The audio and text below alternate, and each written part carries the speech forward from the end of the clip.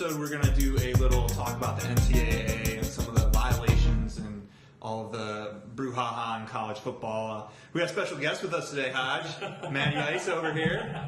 He's welcome. I'm excited. All right. That's what we like to hear. We'll try and get some guests in every now and then. I'm not excited about the topic, but I'm excited to be here. Cool. This could really get confrontational. I got 3 people doing it. Yeah, it's going to be tough, man. So we'll see how this goes. But, all right, so the first thing we're going to get into, obviously, this past week, Jim Tressel resigned from Ohio State. What? Resigned from Ohio State. You know it. You got texts like... He was asked, like he was asked for his resignation, right? I haven't heard that. I don't know. ESPN was reporting he was asked for his resignation. See, I never heard that. So, I don't know. But, yeah, I was pretty shocked, I guess. I'm going to go out that way. I'm going to say I was shocked to see that he resigned at this point. I thought it was kind of an odd time for a resignation. I don't want to say I told you so, but I think it was a few weeks ago. I guess it was like a month ago. I said he wasn't going to survive this. And I guess, after all this built up, what he knew, sort of the cover up, was it all the comparisons to Watergate? I guess it turned out he wasn't able to survive. Were you shocked? I have to agree with everybody. I mean, especially what's coming out in the last week. I can't believe that he's lasted this long. I mean, to drag it out from like December to where it is now, I mean, it just seems more painful. Well, your good friend Brent Musburger was on, right after the day he resigned, and was on there saying he signed something to NCAA in December and said he didn't know anything about it. No, I think it's prior to the season they sign a compliance form. You have to sign that at work, a compliance form. Do you spend enough time reviewing that form to make sure you're in compliance? Yeah, yes, I do. I know if I'm not in a partnership or exactly. I'm just checking. I don't know if that's, one of these forms. Brent said it was in December he signed. It was right before the Sugar Bowl. But I'm gonna cut him some slack on that because I've signed some of those forms before, and I'm not sure I'm always on the up and up. Regardless of whether he signed a form or not, I mean, he went on TV in December and said the first he'd ever heard of it was like a week ago. And, I mean, I know I don't remember every email that I've gotten, but this would seem to be one that would have stuck in my mind. Considering you forwarded it to a bunch of people outside the university. I had phone call conversations with his handler. Right, I don't remember. I mean, it was bad. It was bad. So you still think like the AD, the president, nobody at Ohio State, their compliance office didn't know anything?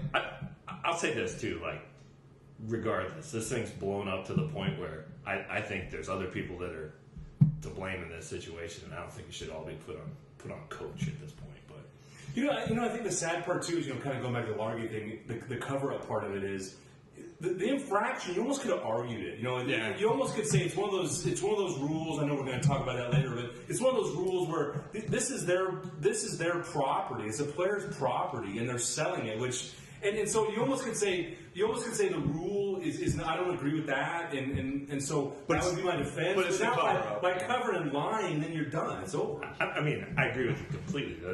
The rule just doesn't seem to make any sense at this point in time. But regardless of that, I mean, what was it going to be? A couple of game suspension if he'd have turned all the information over? Yeah, it may have hurt him this last season, but I think they still would have been fine. I think the cover-up's the big thing, but I don't put it all on Tressel, like you said. I wouldn't put it all on Tressel. I think if you saw the video the other day where John Cooper was talking, back in the day when he was at Ohio State, the compliance department was like trying to find things wrong all the time. Like it was a pain in the butt for him, and he's wondering why they didn't have any clue of any of this stuff. Yeah. And I got to be honest with you, when I was at Ohio State, I saw the players, and they had nice cars, and I didn't think much of it, except, well, obviously they're getting something somewhere. Right. But I think that happens at most universities. I think what that's going to run into is more of our discussion. You know who called it right, though, was Kurt Herbstreit. Remember, when all this broke, he said, Tressel should just dump these guys. And if he'd have taken Kirk's advice back when he knew about it, he would still have his job. No, I don't think he'd have his job.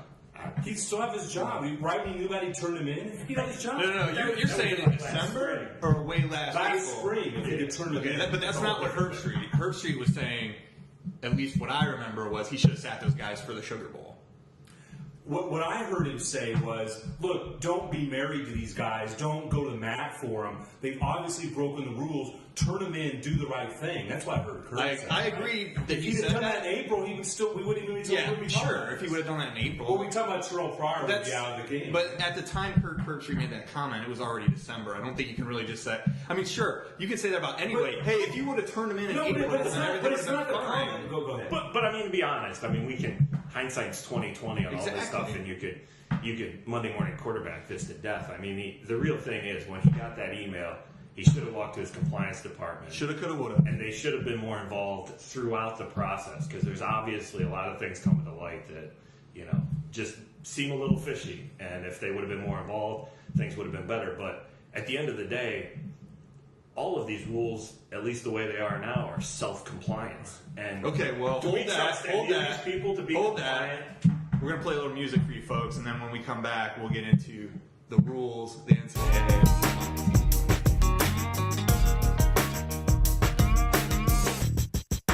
All right, so topic number 2 for today. Can we call that a segue before? We're going to try and keep it a little cooler this time, I think. But we really wanted to talk about the NCAA and the compliance and kind of some of the rules and the way that they monitor the compliance. They with those monitor rules. stuff? Well, I don't think so. But I'm going to offer it up to you guys first. I don't want to, Well, they caught Reggie Bush. I mean, so They caught Reggie Bush? I believe a couple of reporters caught Reggie Bush doing No, that. what happened with Reggie Bush, if I recall correctly, was there was an agent that he didn't sign with who came back later and said, wait a second, I gave him all this money, I set him up, I'm suing him. And when that came out, that's when the NCAA went and investigated. Not when they were winning national championships, just a couple years later. That's the thing with all of these. Like 4 or 5 years later, they come in, they go, oh, based on this FBI investigation, based on this news story in Sports Illustrated, now we're going to, come down hard on this school for stuff. But I mean, the truth is, like, maybe I'm getting jaded about this thing now, but it seems like everybody must be cheating. I mean, you look at like the SEC. How do you? I mean, well, Auburn had all those players like in developmental studies or like independent study with like one professor had like the whole football team. Come on, I took basketball officiating. I took some independent studies at Ohio State. I mean, and I wasn't even in that. And you made a C, right? So you passed. No, I had a good grade point. Come on, man. When you're talking about all these players and all you can offer some scholarship, and then there's this outlier of information where the SEC wins 50% of the BCS bowls. I mean, how do you? Well, they've won like 5 straight national championships, so that's kind of odd. But well, it would seem the law. You think it's of just the averages, talent is all down in the SEC? You would think the law of averages would play itself out, and some other conferences would win now and again. I can't disagree with you. I think shady stuff goes on at every university. I mean, I think that's just the way it is. I don't understand how the NCAA can make all this money on college football and college sports in general and not have a bigger role in the compliance and following up on this. It's not that hard to go to a university, follow an athlete around for a week, and see what they're up to, what they're spending their money on. I mean, it shouldn't be that hard. I mean, tell them they got to send in their bank statements or something. I mean, you look at somebody's bank statements and stick and tie it. I mean, come on. It's supposed to be like a self-compliance thing, right? I mean, that's why you have the compliance officers. You're supposed to be monitoring yourself. It's supposed to be like the honor system. There's a lot of money being made for everybody to be of the highest integrity, right? And for people not to go down that right. I mean, they basically come in and say, do you have a program, right? What's your compliance program? They evaluate your program, and then they leave the details to you, right? Well, I mean, you could say Ohio State's biggest problem was winning like Big Ten championship after Big Ten championship because these guys had 4 or 5 Big Ten rings, and they were like, I don't really need them all, so I'm going to sell one, right? I mean, that's what happens when you're good. I think it's that too, right? No, I mean, I understand the self-compliance. I don't think that a coach is going to know everything that goes on with the player, and I don't think that they should rely on the coach or the university to police these. The NCAA should be more aggressive in their looking into things. I mean, it just makes you wonder, right? Like, did the NCAA get mad at the Big Ten for starting its own network, and so they went after their school, or why do they choose conspiracy theory? I like this. Why do they choose the reasons to go after these schools? I mean, it's not one-time occurrences anywhere. But it's generally the people that win, right? I mean, it's like you go to the teams that are winning. How are they attracting the best players? I mean, it's like Auburn, right? I mean, they're perennial contenders. Ohio State, the same with USC. It's the same thing. Right? I mean, they're getting the best players. You're just sitting around waiting now for like when is it going to come out that Alabama had problems or LSU or Florida? Like, who's going to get investigated next, and it makes you wonder about. Well, that's why these coaches should never stay longer than like 8 years at school because they're going to get found out eventually. Right, do the Urban Meyer stay 4 or 5 years? That's exactly right. Or the Calipari. Yeah, right. Every Final Four banner I have. You know what? You make a great point about Urban Meyer. I mean, who knows what comes out there, right? Is that you stay for a few years and you leave, and then all it comes out. The one thing too about how it happens so far after the fact. I mean, it's just ridiculous. You got to return the Heisman. Reggie Bush. You got to return the Heisman.